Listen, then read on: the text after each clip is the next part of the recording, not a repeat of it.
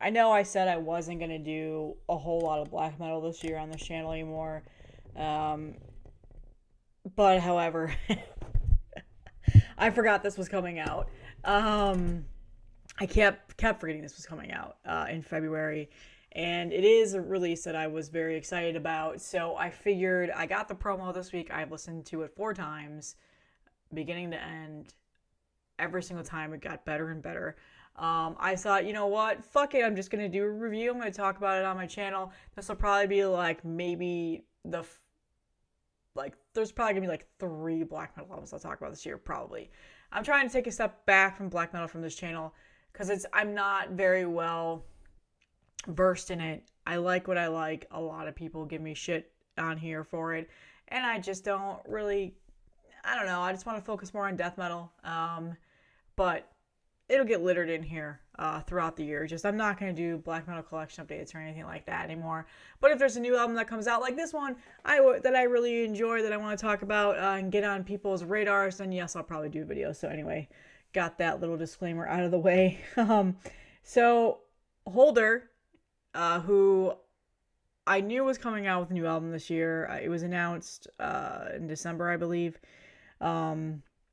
I don't know, $20 spin. So of course, my first review of 2024 is a $20 spin review. I mean, of course it is. I am not sponsored by them by any means, but it just so happens to be a $20 spin release. So Hulder is out with a new album on February. I forgot the date exactly. Let me find it. I'm sorry, I don't have it in my notes for some reason. February 9th. So we've got a couple more weeks left before this comes out.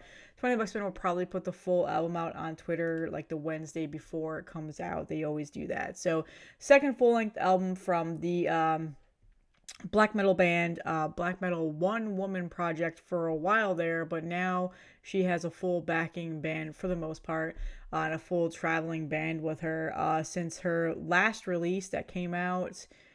Oh man, when did this come out? 2021. So in the height of the pandemic, she was very, very popular. Got a lot of popularity and steam after a compilation and several demos and singles came out.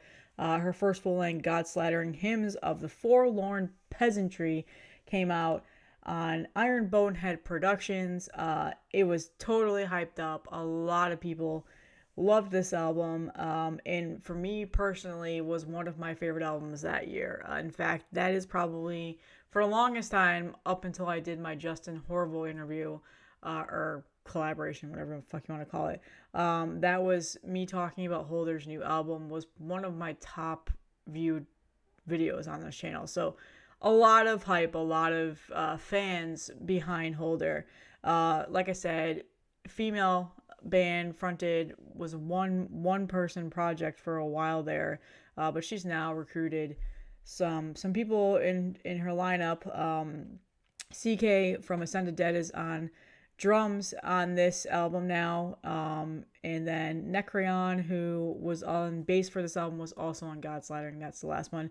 She's had session musicians, and I think Taylor from Majesties and Obsequie and stuff like that did some live touring.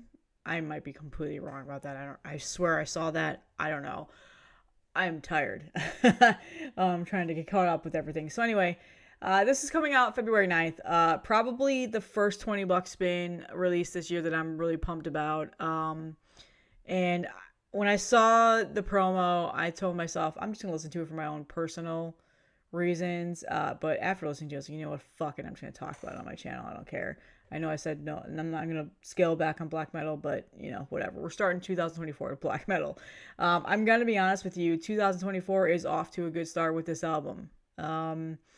My first listen, I kind of didn't pay much attention to it. I was packing some vinyl orders that I had sold, and I was doing a couple of things while listening to it, and I got kind of like lost and didn't pay much attention to it and missed some things here and there. So then I finally sat down and put my headphones on and listened to it while doing nothing else. So typically I'll just sit. I have like a really nice chair in my office. I'll just sit and listen to music on there. I was kind of scrolling on Twitter and stuff like that while I was listening to it, but I got a better feel for the album after that. And then yesterday into this morning, I listened to it again. So about 4 times all the way through. I try not to talk about music unless I've done several listens through. Like after the first listen, like that doesn't make any sense. Like give it some time. So it's 10 tracks, 40 minutes long. I think that's kind of the sweet spot in terms of length. Not too long, not too short. Although maybe could have probably, I would have been okay with at least one more song on here if it was about 45 minutes, because this album did seem like a quick listen after I started to listen to it more and more. It does go by rather quick. The longest song on here is 7 minutes. Everything else is in that sweet spot of like 3-4 minutes long. So nothing too dragging or anything like that. But right out the gate, I will say this. Production is so much cleaner, so much better than last several, EPs and compilations and demos and singles that she put out, a couple years ago. God Slattering had a pretty good production from previous releases that had her come out, but it had a little bit more of that raw sound to it still. That raw black metal sound is definitely gone. So her vocals are very prominent on this album. The production sounds very good. The mixes are good. Nothing is buried. That is probably going to be one of the things that people might complain about if you're like those culty black metal people that don't like well-produced black metal albums. This is probably going to be something you're not going to enjoy then. Like I said, the raw sound is pretty much eliminated. There's every once in a while I get a bit of a hint of it, but for the most part, it's a very well-produced, very well-written album. The growls that she has are a little bit deeper, I'm going to say. A little bit more guttural, a little bit more deeper, a little bit more ferocious. Made me feel less like a culty, raw black metal sound that she had in the past. Like she's gotten more of that fuller vocal style on this album, and I enjoyed that. I really liked that a lot. The vocals were definitely something that I needed to get used to in previous albums, and obviously I'm familiar with them now. But I think that they are a very good highlight for this album. I wanted to call out that Hulder has not really had much traction on this channel. There was a EP that came out, the first EP that came out on 20 Bucks Bin, The Eternal Fanfare. It was like a mini LP. It was like the initial launch of her coming on to 20 Bucks Bin. I was not a huge fan of that EP. I own it, but I can honestly say I have not listened to it since it came out, and I was a little bit disappointed with it. I was worried that there was going to be kind of a downfall here, like maybe the hype and the grandiose stuff was gone. The lust, the lore, or whatever you want to say for this band for me was gone, but that is definitely not the case for this. This album, Versus an Oath, is very, very good. I really enjoy it. There's only one really negative thing that I have to say about it. There's one song on here that I just don't really care too much for. It's not skippable. I'll definitely listen to it, but it just seems kind of blah. Like it's a boring song, and that is the title track, Versus an Oath. So let me break down track by track. In Elegy, the first track is just pretty much a sound sample. It's like a frosty, atmospheric sound with this like creepy bird sound. So it's not really a song. Goes into the second song, Bows Ablaze. Right out the gate, the vocals feel, like I said, a little bit more guttural, a little bit more deeper. It's a good song. It's a good introductory song. Nothing groundbreaking, nothing, no reinventing the wheel here, but you get a kind of sense of like, okay, this is what Hulder's sound is on this album, and it definitely carries on from song to song. But I feel like the album just gets better from here. Harken the End, which is a single that's currently out, so you can listen to this on Bandcamp right now. It's a very grandiose way of starting the song. It's got that epicness to it. It's got that folky medieval sound that I was hoping would be there in its hair. That is some of my favorite black metals when it has that sound intertwined into it. It's 7 minutes long, but it goes quick. I don't think that track length is a deterrent whatsoever. It's got these heavy fuzz-filled drums or bass and guitars. I really like the distortion fuzzed on this.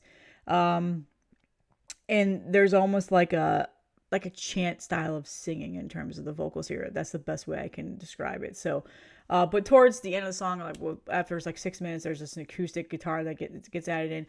In general, it's one of those grandiose, epic medieval sounding black metal songs that I tend to really enjoy. So that song is very, very good. Again, you can listen to it on Bandcamp. That is not the first song I heard on this album though. I think Vessel of Suffering, which is towards the end of the album, was the first single that came out for this that I had heard when 20 Bucks been announced. So anyway, like I said, Versus an Oath is next after this. Just an okay song. It's kind of boring, a little bit repetitive, nothing special here. That's the only negative I have to say about this album. If they didn't put it on the album, I would be fine. I'm just going to be honest with you. Next is Lamentation. This is just an intermission song. It's a transitional song. It's got creepy noises over a beautiful opera singer, I think.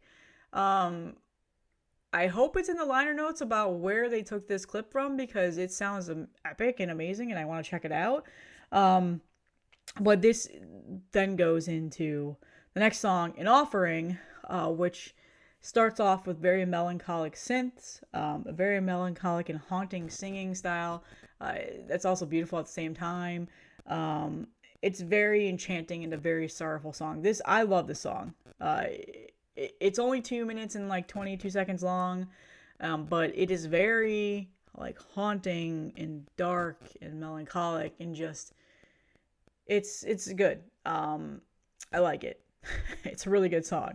This transitions into Cast into the Well of Remembrance, which is probably my favorite song on this album. It's so good. It transitions right into it, and it's just got a really, really good breakdown in the middle of the song. It reminds me a bit of Immortal, just a tiny bit. I heard that a little bit, but it's definitely my favorite song. The vocals are raspy. They almost sound like they might be reverbed a bit, just a little bit. But that's a very, very good song. That's definitely my favorite song on this album. Just that transition from in an Offering to Cast into the Well of Remembrance was really good. Like that's the highlight, the shining peak of this album. Then we go into Vessel of Suffering, which is a single that is also out. It is heavy as hell. It's just right out the gates heavy. It's a pummeling song, and that was a good single to put out. Because if you like heavy black metal, that's just aggressive and in your face, that's definitely the song on this album. Enchanted Steels after this. Again, this heaviness carries into this song. It's about until about a minute 40 seconds in. Then it starts to bring back the synths into the song. It's got more of a variance, so I was happy about that because I was worried this was going to be a repetitive, just pummeling song again, back to back. But no, that synth comes in, and there's that variance within the song. And I like the song a lot. This is another fantastic song on the album. And then we get to the finals epic track is what I want to say. Veil of Penitence. It starts off with like a war scene clip, like you can hear swords clanking and guys screaming and yelling. So that really sets the tone for the overall theme of what this album is like. And just it's an epic song. I think it's a really, really good way to end this album. Like I said, the only negative thing that I have to say is I'm just not a fan of Versus an Oath. I don't know. It just seemed like kind of a filler song. Maybe it'll grow on me more and more after I listen to this. But as a whole, things flow really well together. Very well written, very well produced. Nothing is boring. It's a good album. Now, is it going to be the best black metal album of the year? I don't know. I have no idea.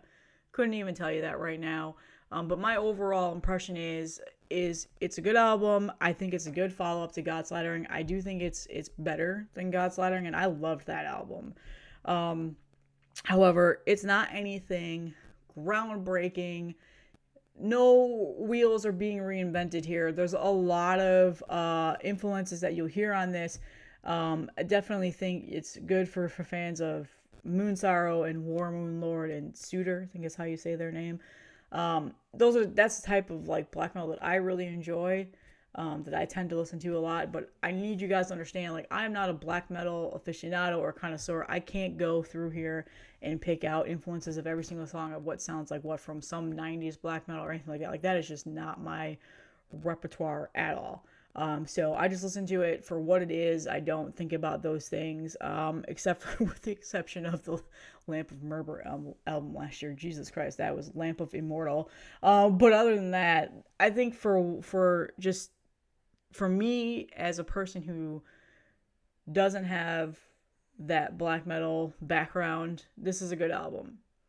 Now, for somebody who is a super like culty black metal person that you just eat, breathe, sleep black metal, it is the only thing you talk about, the only music. I don't know. I mean, you might like the album. I have no idea. I can see those type of people really picking this and calling it mid, which, by the way, I fucking hate when people say something is mid. It is like the most annoying thing to me. Can we please retire that this year? Please stop using that to describe music. Anyway, for me personally, I like the album. For you, I think you just need to listen to it and get your own opinion on it. Hulder has the scales that I like to say. It has people that really, really like her and just hype her up. And then there's also the people that are just like, what the fuck is your problem? I don't understand why you like this so much. Very poles, like bipolar fan base here when it comes to this band. I am very much in the I like Hulder. Hulder. I can never. Am I saying that right?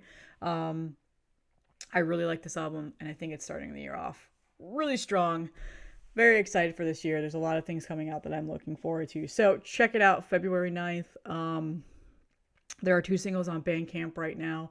Go listen to them. And like I said, 20 Bucks Spin always posts the full album a couple days before the release. So you got a few more weeks, but definitely like it. I was a little bit worried that it wasn't going to be as good. It was going to be kind of boring. Like I said, I was not a fan of the EP that came out like a year or 2 ago. But this definitely redeemed itself. So go ahead and check it out. That's all I have for today. Happy to be back, and I will see you guys in the next one.